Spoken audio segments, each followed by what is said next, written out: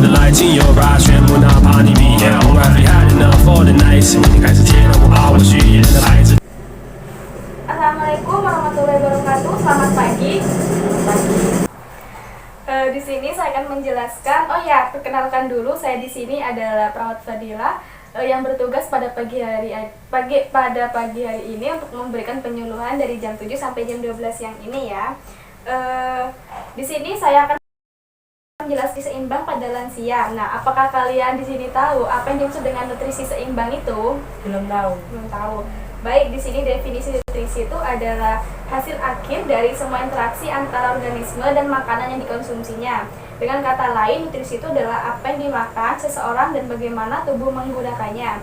Nutrien adalah zat organik, zat non-organik, dan zat yang memproduksi energi yang ditemukan dalam makanan yang dibutuhkan untuk fungsi tubuh. Nah, manusia memerlukan nutrien yang penting dalam makanan untuk pertumbuhan dan mempertahankan semua jaringan tubuh serta fungsi normal dari seluruh proses tubuh.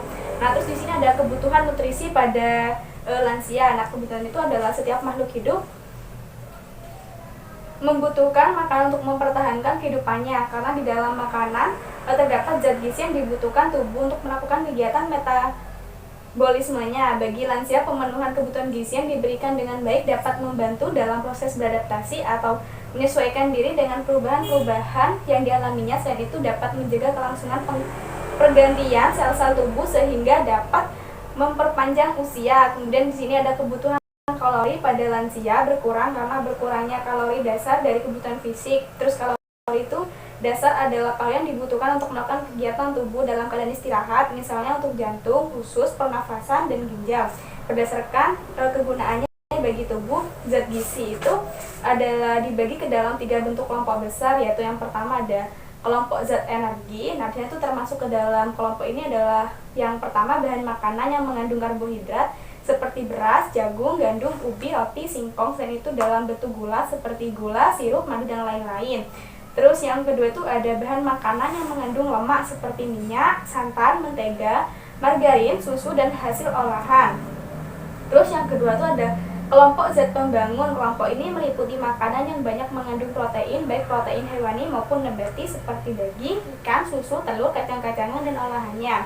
Dan ketiga ada kelompok zat pengatur, yaitu kelompok ini meliputi bahan-bahan yang banyak mengandung vitamin dan mineral seperti buah-buahan dan sayuran. Kemudian di sini ada faktor-faktor yang mempengaruhi kebutuhan gizi pada lansia.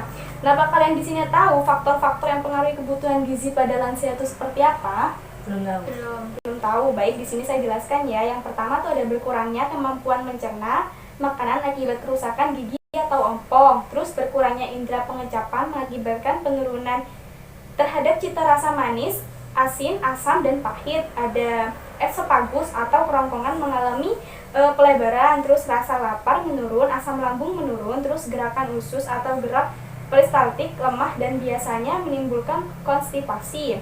Namun di sini tuh ada menu sehat bagi lansia. Nah, di sini tuh ada perencanaan makanan untuk lansia. Biasanya tuh makanan harus mengandung zat gizi dari makanan yang beraneka ragam, yang terdiri dari zat tenaga, zat pembangun, dan zat pengatur. Perlu diperhatikan porsi makanan jangan terlalu kenyang. Nah, terus di sini tuh ada makanan itu harus mengandung zat gizi dan dari makanan beraneka ragam yang terdiri dari zat tenaga, zat pembangun, dan zat pengatur. Perlu diperhatikan porsi makanannya jangan terlalu kenyang. Porsi makan hendaknya diatur merata dalam satu hari sehingga dapat makan lebih sering dengan porsi yang kecil kayak gitu. Nah, terus di sini tuh ada banyak minuman dan kurangi garam. Dengan banyak minum dapat memperlancar pengolahan sisa makanan dan menghindari makanan terlalu asin akan memperingan kerja ginjal serta mencegah kemungkinan terjadinya darah tinggi. Kemudian ada batasi makanan yang manis-manis, contohnya seperti gula, minyak, dan makanan yang berlemak seperti santan, mentega, dan lain-lain. Terus batasi juga minuman kopi atau teh. Nah, di sini apakah ibu-ibu minum kopi atau teh sering minum? Tidak. Di sini tuh ada juga makanan mengandung zat besi. Nah, zat besi yang kacangan, hati, telur, daging yang rendah lemak, terus bayam, sayuran hijau. Nah, kemudian di sini tuh ada pedoman untuk memilih bahan makanan yang sehat. Nah, pedomannya itu yang pertama ada makanan yang beraneka ragam dan mengandung gizi seimbang. Terus yang kedua ada makanan yang mudah dikunyah dan ditelan. Terus ada protein yang berkualitas seperti susu, telur, daging, ikan. Terus ada cara mengolah makanan. Nah, cara mengolah makanan tuh di sini ada bersihkan selang sebelum masak, terus rebus sayur sesingkat mungkin. Ketiga, bahan makanan dimasukkan dikukus setelah air mendidih, terus makanan bisa ditim atau ditumis, terus batasi garam dan bumbu penyedap, terus pakailah penyedap rasa alami seperti bawang putih, kunyit, jahe. Nah, di situ ada juga cara menghidangkan makanan. Nah, yang pertama tuh ada jenis sayuran yang dihidangkan hendaknya berganti-ganti. Terus makanan yang dihidangkan itu secara menarik, terus kurangi minuman teh, kopi, coklat, terus hindari minuman yang mengandung alkohol. Nah, di sini tuh saya ada videonya buat ibu-ibu, di mana kalian bisa melihatnya tentang nutrisi seimbang pada lansia.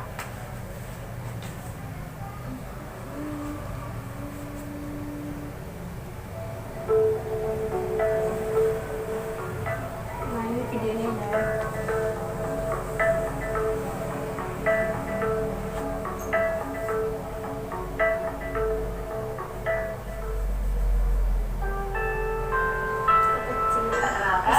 Dengan Dr. Eni Nugraha, spesialis gizi klinik.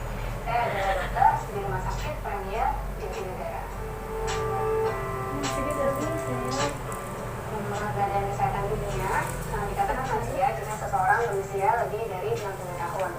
Kebutuhan zat gizi pada seorang lansia mengalami perubahan karena proses penuaan. Hal ini disebabkan karena adanya perubahan proses fisiologik dan metabolik yang terjadi pada seorang lansia. Hal yang sering terjadi pada seorang lansia adalah adanya penurunan massa otot dan peningkatan massa lemak, kemudian penurunan dari fungsi penciuman, indera terasa, dan juga gangguan dari fungsi mengunyah dan juga menelan. Lalu terjadi penurunan produksi dari air liur, yang hal ini dapat menyebabkan gangguan dari asupan makan pada seorang lansia. Lalu terjadi penurunan dari fungsi dari organ pencernaan, diantaranya menurunnya produksi enzim yang membantu untuk mencerna makanan, sehingga dapat menyebabkan menurunnya penyerapan dari zat gizi pada seorang lansia. Lalu penurunan dari produksi asam lambung, sehingga dapat menyebabkan gangguan dari penyerapan vitamin B12. Lalu pada lansia juga terjadi penurunan dari pergerakan usus, sehingga lansia sering sekali mengalami gangguan dari buang air besar. Lalu seorang lansia juga terjadi peningkatan dari kebutuhan kalsium dan juga vitamin D. Di atas usia 50 tahun, akan terjadi pengurangan kebutuhan energi sebesar 5% seiring dengan penambahan setiap 10 tahun usia seorang lansia. Gizi dikatakan optimal pada seorang lansia jika dapat memenuhi kebutuhan energi sesuai dengan kebutuhan tubuhnya yang disesuaikan dengan berat badan, usia, aktivitas fisik, dan juga jenis kelamin yang berbeda. Dan juga seorang lansia harus memenuhi kebutuhan zat gizi yang seimbang, di antaranya konsumsi makanan yang cukup dan beragam yang sesuai dengan kebutuhan tubuh seorang lansia. Manfaat jika seorang lansia dapat menjaga gizinya secara optimal, yang pertama adalah lansia tersebut dapat menjaga kesehatan tubuhnya secara optimal. Yang kedua, lansia tersebut dapat memiliki sistem kekebalan tubuh yang baik. Hal ini bermanfaat untuk dapat mencegah penyakit infeksi dan juga dapat mencegah atau menurunkan resiko terjadinya penyakit degeneratif, diantaranya seperti penyakit diabetes, kemudian penyakit darah tinggi, penyakit jantung, dan juga penyakit stroke. Yang harus dilakukan untuk mengoptimalkan gizi seorang lansia, sudah pasti lansia tersebut harus memenuhi kebutuhan energi atau kalori yang sesuai dengan kebutuhan tubuhnya.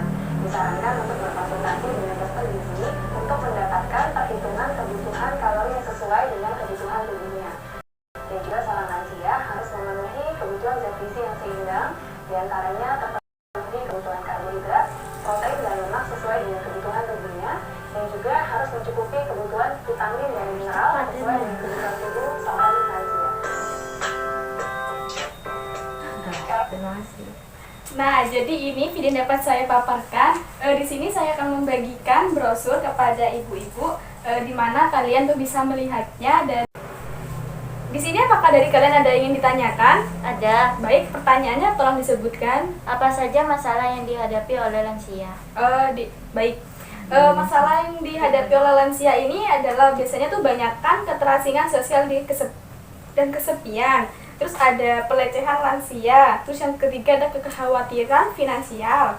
Ada masalah kesehatan fisik dan mental. Dan yang kelima ada malnutrisi kayak gitu, Bu. Nah, di sini karena di sini apakah ada pertanyaan lagi? Sudah. Oh sudah. Oh, baik, di sini karena kalian sudah bertanya, sini gantiannya saya ingin bertanya kepada kalian. Dari yang saya paparkan tadi, dari ibu dulu ya, definisi nutrisi pada lansia itu apa sih? Definisi itu adalah hasil akhir dari semua interaksi antara organisme dan makanan yang dikonsumsinya. Dengan kata lain, nutrisi adalah apa yang dimakan seseorang dan bagaimana tubuh itu menggunakannya. Baik, betul sekali ya. Terus dari ibu ini adalah apa saja sih faktor-faktor yang mempengaruhi kebutuhan gizi pada lansia? Faktor-faktor yang mempengaruhi kebutuhan gizi pada lansia: 1. Berkurangnya kemampuan mencerna makanan akibat kerusakan gigi ompong. 2. Berkurangnya indera pengecapan mengakibatkan terhadap cita rasa asin, manis, asam, dan pahit. Dah, baik, di sini karena kalian sudah menjelaskan apa yang saya paparkan, di sini berarti tandanya kalian sudah paham dan pinter ya tentang kebutuhan nutrisi pada lansia. Selanjutnya, langkah selanjutnya yang bisa kalian lakukan adalah kalian harus menjaga nutrisi dan keseimbangan tubuh pada nutrisi kebutuhan gizi badan kalian kayak gitu. Nah, di sini saya pamit undur diri. Jika ada kesalahan kata atau salah tindakan dan perlakuan saya kepada kalian, saya mohon maaf sebesar-besarnya. Saya pamit undur diri. Assalamualaikum warahmatullahi wabarakatuh. Selamat pagi. Waalaikumsalam warahmatullahi wabarakatuh.